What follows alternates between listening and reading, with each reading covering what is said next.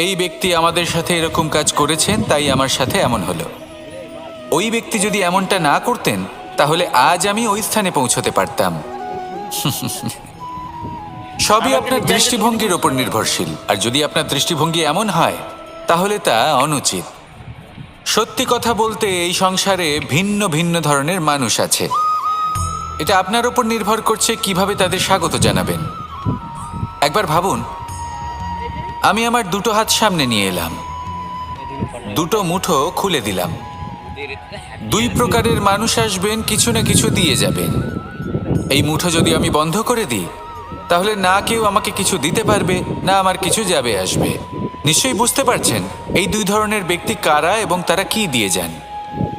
আমি যদি নিজের মুঠো খুলে দিই তাহলে কিছু ভালো মানুষ আসবেন, আমাকে আনন্দ, সন্তুষ্টি, জ্ঞান প্রদান করে যাবেন, ভালো অভিজ্ঞতা দিয়ে যাবেন।